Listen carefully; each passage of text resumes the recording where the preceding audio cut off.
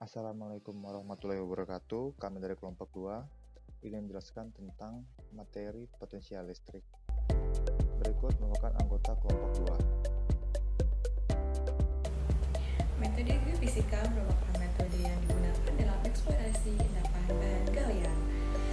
Metode geofisika ini baru dimulai pada tahun 1556, di mana yaitu Georges Agricola berkembang kemudian mengeksplorasi mineral dan dunia pertambangan mulai menggunakannya suatu landasan pengetahuan.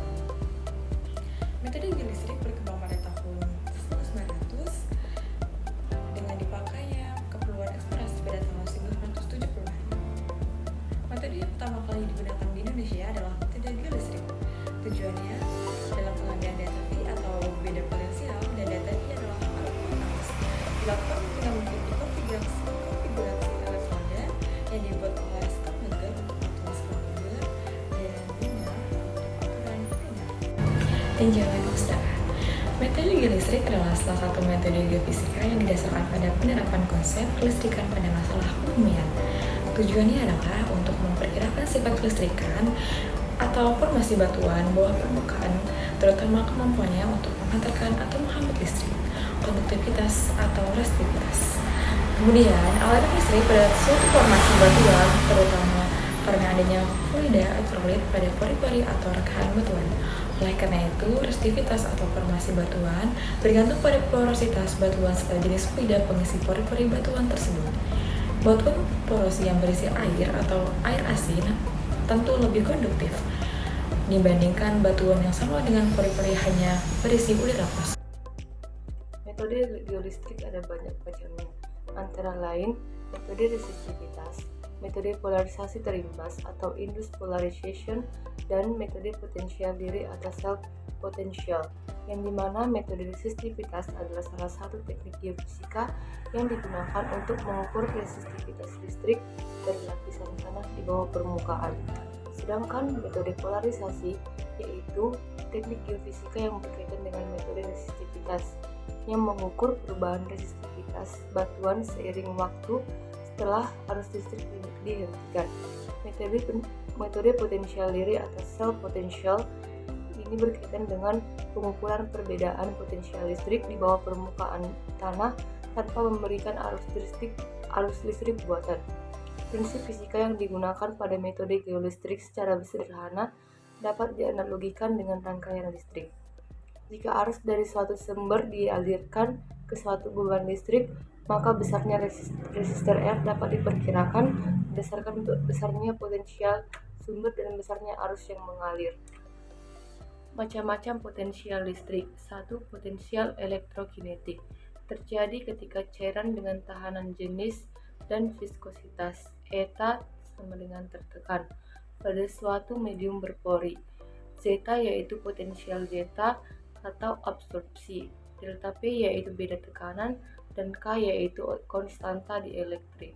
Dengan rumus TK sama dengan min zeta delta P K rho per 4 V et. Yang kedua ada potensial difusi, terjadi karena perbedaan pergerakan ion pada fluida berkonsentrasi berbeda. Yang ketiga ada potensial Nernst, yaitu terjadi saat dua buah logam yang berkonsentrasi beda dibenamkan dalam cairan elektrolit. Yang keempat ada potensial mineralisasi, yaitu terjadi saat dua metal berbeda dimasukkan dalam cairan yang sama. Dan berikutnya adalah jenis-jenis metode geolistrik. Yang pertama itu ada metode tahanan jenis, dan yang kedua ada metode polarisasi terimbas, dan yang ketiga ada metode potensial diri. Jenis atau resistivitas. Metode resistivitas merupakan metode geolistrik yang mempelajari sifat tahanan jenis listrik dari lapisan batuan di dalam bumi. Prinsip dasar metode resistivitas yaitu mengirimkan arus ke bawah permukaan dan mengukur kembali potensial yang diterima di permukaan. Tahanan jenis batuan dan mineral memiliki jangkauan sangat lebar dari perak murni yaitu 1,6 kali 10 pangkat min 8 ohm hingga ke sulfur murni 10 pangkat 16 ohm. Konduktor memiliki banyak elektron bebas dengan mobilitas yang baik, sedangkan isolator memiliki ikatan ion sehingga elektron valensinya tidak mudah bergerak. Slide selanjutnya. Berdasarkan gambar di atas yang Anda dapat lihat bahwa elektroda potensial pertama yaitu P1 dapat dipengaruhi oleh elektroda arus pertama C1 dan arus kedua yaitu C2. Sedangkan elektroda potensial kedua P2 dapat dipengaruhi juga oleh elektroda arus pertama yaitu C1 dan arus kedua yaitu C2. Dua elektroda arus yang dipasang dengan jarak tertentu akan menyebabkan potensial pada titik-titik dekat permukaan yang dipengaruhi oleh kedua elektroda arus tersebut. Nilai beda potensial antara P1 dan P2 dapat dihitung dengan persamaan di bawah ini, yaitu dengan delta V sama dengan I0 per 2pi dalam kurung 1 per R1 min 1 per R2 dikurang dalam kurung lagi 1 per R3 dikurang 1 per R4 dengan delta V yaitu beda potensial, I adalah kuat arus, Rho adalah resistivitas tersebut, dan R adalah jarak. Pengukuran resistivitas dapat dilakukan pada permukaan bumi yang dianggap memiliki medium yang homogen isotropis, walaupun pada kenyataannya tersusun atas komposisi batuan yang bersifat heterogen. Akibatnya, objek batuan yang heterogen atau beragam akan memberikan harga resistivitas yang beragam pula, sehingga nilai resistivitas yang terukur merupakan nilai resistivitas semu. Berdasarkan persamaan 2, K dapat dinotasikan sebagai dimensi jarak, dengan K merupakan faktor geometri berdasarkan jenis konfigurasi yang digunakan. K pada persamaan 3 merupakan faktor geometri untuk konfigurasi Werners-Schlumberger. Konfigurasi Werners-Schlumberger merupakan turun dari konfigurasi Werner dan Schlumberger. Konfigurasi ini merupakan hasil modifikasi dari kedua konfigurasi tersebut. Konfigurasi Werner memiliki sensitivitas lateral yang baik, sedangkan konfigurasi Schlumberger merupakan konfigurasi yang seringkali digunakan untuk sounding dan kedalaman. Nilai faktor geometri dari persamaan ini dapat dihitung dengan persamaan K sama dengan P dikali N dikali N tambah 1 dikali A. Untuk K merupakan faktor geometri konfigurasi, A jarak antar elektroda, dan N adalah faktor rasio dari C1P1 dan P1P2. Berikutnya ada konfigurasi dipol. Mempunyai dua bagian utama, yaitu current dipole atau AB dan potential dipole atau MN, yang letaknya tidak segaris dan simetris. Untuk menambahkan kedalaman penetrasi, jarak P dan PD diperpanjang, sedangkan jarak AB dan MN tetap. Konfigurasi dipol, kelebihan dan kekurangan.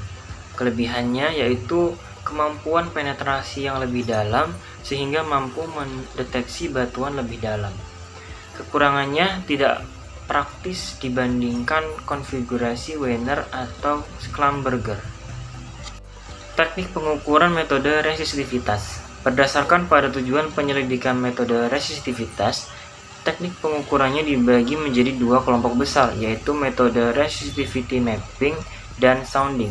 Metode resistivity mapping merupakan metode resistivitas yang bertujuan untuk mempelajari variasi tahapan jenis lapisan bawah permukaan secara lateral. Sedangkan metode resistivitas sounding bertujuan untuk mempelajari variasi resistivitas batuan di bawah permukaan bumi secara vertikal.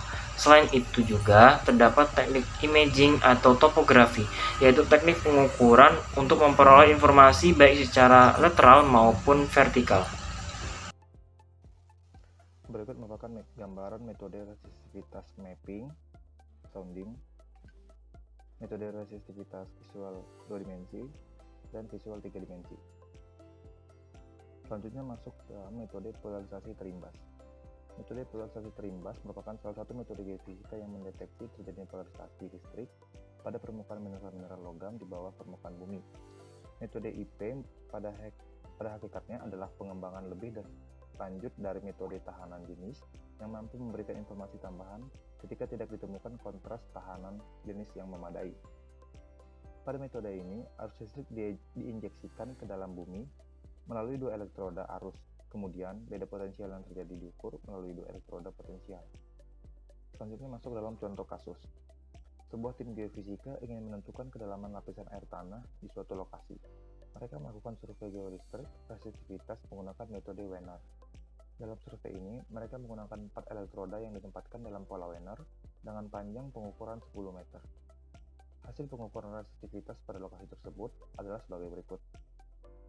Elektroda AB 100 ohm meter, elektroda BC 200 ohm meter, elektroda CD 500 ohm meter, elektroda DA 300 ohm meter. Berapa estimasi kedalaman lapisan air tanah jika resistivitas air tanah diperkirakan sekitar 10 ohm meter? Untuk mengestimasi kedalaman lapisan air tanah, kita dapat menggunakan metode Werners dengan rumus berikut. H besar sama dengan akar AB per 2πA, di mana H adalah kedalaman lapisan air tanah yang akan diestimasi. AB adalah rata-rata dari dua perbandingan resistivitas, dengan AB sama dengan akar CD dikali DA. A kecil adalah jarak elektroda pengukuran dengan satuan meter. Dalam kasus ini, AB adalah akar CD dikali DA. AB sama dengan akar 500 ohm meter dikali 300 ohm meter.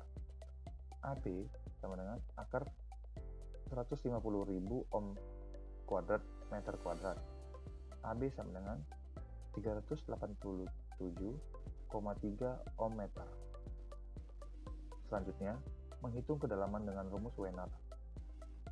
H sama dengan akar AB per 2πA. H sama dengan akar 387,3 ohm meter per 2π dikali 10 meter. Dan dengan hasil yang didapat, H sama dengan 6,16 meter. Jadi perkiraan kedalaman lapisan air tanah di lokasi tersebut adalah sekitar 6,16 meter.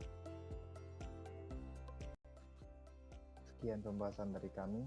Terima kasih.